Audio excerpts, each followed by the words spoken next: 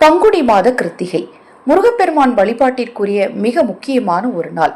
இந்த வருடத்துல கூடுதல் சிறப்போடு கூடி வருதுங்க. 3 நட்சத்திரங்களும் 3 திதிகளும் கூடி வரக்கூடிய நாள்ல, அதாவது 23/3/2026 பங்குனி மாதத்தின் 9ஆம் நாள் திங்கட்கிழமையில கிருத்திகை விரதம் அனுஷ்டிக்கப்படுது. இந்த பங்குனி மாத கிருத்திகை அன்றுதான் பாத்தீங்கன்னா முருகன் கோவில்ல கொடியேற்றம், அதாவது இந்த பங்குனி உத்தர திருவிழாவோட முதல் நாள் ஆரம்பமாகுங்க. ரொம்ப ரொம்ப அற்புதமான இந்த நாள்ல கிருத்திகை விரதம் இருப்பவர்களும் சரி, நான் விரதமெல்லாம் இருக்க மாட்டேங்க, ஆனால் இன்றைய நாளில் நான் முருகப்பெருமான் வழிபாடு மட்டும் செய்வேங்க அப்படிங்கிறவங்களா இருந்தாலும் சரி, நான் கண்டிப்பாக கோயிலுக்கு போவேங்க அப்படிங்கிறவங்களாக இருந்தாலும் சரி, நான் இப்போ சொல்லக்கூடிய இந்த ஒரு வரி மந்திரத்தை உங்களுக்கு நேரம் கிடைக்கும் போதெல்லாம் சொல்லுங்க. மன நிம்மதியும் கிடைக்கும், பிரச்சனைகளும் தீரும். அது என்ன பிரச்சனையாக இருந்தாலும் சரி, முருகனை நினைத்து முருகனை முழுமனதோடு சரணாகதி அடைந்து முருகனின் திருநாமத்தை சொல்லும்போது நிச்சயமாக உங்கள் மனம் லேசாகிறத உங்களால் உணர முடியும்.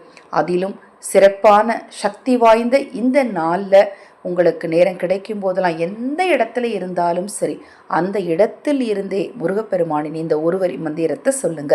நம்ம சேனல்ல நான் போடக்கூடிய பதிவுகளில் உங்களுக்கு சந்தேகம் இருந்தாலும், பூஜை பொருட்கள் உங்களுக்கு தேவைப்பட்டாலும், உங்கள் தனிப்பட்ட பிரச்சனைகள் எதுவாக இருந்தாலும் சரி, அந்த பிரச்சனைகளுக்கேற்ற முறையான பரிகாரங்கள் செய்து கொள்ள விரும்பினாலும், அக்ஷயபாத்திரம் உணவளிக்கும் திட்டத்தின் மூலம் ஆதரவற்ற ஏழை குழந்தைகளுக்கும் முதியவர்களுக்கும் உணவளிக்க விரும்பினாலும் 9344692042 இந்த வாட்ஸ்அப் எண்ணுக்கு தொடர்பு கொள்ளுங்க.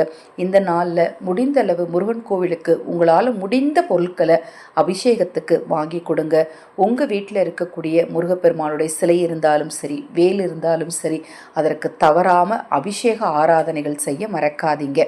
இப்போ நீங்கள் வழிபாடு செய்யும்போது, அல்லது நான் சொன்னேன் இல்லையா, நீங்கள் எப்பெல்லாம் டைம் கிடைக்குதோ அப்பெல்லாம் இந்த ஒரு வரி மந்திரத்தை சொல்லவும் செய்யலாம், எழுதலும் செய்யலாம்.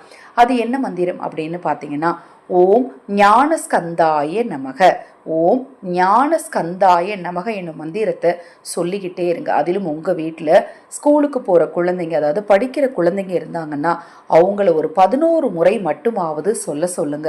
அவங்களுக்கு ஞாபக சக்தி அதிகரிக்கும், தைரியம் அதிகரிக்கும், மன வலிமை அதிகரிக்கும். அதே போல் ஆரோக்கிய குறைபாடு இருக்கிறவங்க, எங்கள் வீட்டில் உடம்பு சரியில்லாமல் படுக்கையில் இருக்கிறாங்க, அவங்களுக்கு அடுத்தது என்ன பண்ணுறது, அதாவது வாழ்க்கையில் அடுத்த கட்டத்துக்கு அவங்க போவாங்களானே தெரியாது, அந்த அளவு படுக்கையில் இருக்காங்க அப்படிங்கிறவங்களையும் இந்த ஒரு வரி மந்திரத்தை சொல்லுங்க. முருகன் கோவிலில் அபிஷேக தீர்த்தத்தை வாங்கிட்டு இந்த நாளில் நீங்கள் அவங்களுக்கு கொடுத்தீங்க அப்படின்னா ரொம்ப நல்லதுங்க. திருமண பாக்கியம் கைகூட இந்த நாளில் முருகப்பெருமானை நினைத்து விரதம் இருந்தால் நிச்சயம் திருமணம் கைகூடும். குழந்தை பாக்கியம் வேண்டி அதற்காக முருகனை வழிபாடு செய்கிறவங்க இந்த நாளில் உங்களால் முடிந்த அளவு ஆதரவற்ற குழந்தைகளுக்கு என்ன முடியுமோ ஒரு வஸ்திர தானமோ ஒரு உணவு தானமோ செய்யுங்க. முருகன் அருளால் நிச்சயம் நல்லது நடக்கும். இந்த பங்குனி கிருத்திகை முதல் உத்திரம் வரைக்கும் செய்ய வேண்டிய பல அற்புதமான முருகப்பெருமான் வழிபாடை பற்றி தொடர்ந்து நம்ம சேனலில் பதிவு செய்ய இருக்கிறேன். தொடர்ந்து பாருங்க. ஹரஹர சங்கர ஜெய ஜெயசங்கர. மகா பெரிவா திருவடி பாதம் சரணம் சரணம். நல்லதே நடக்கட்டும்.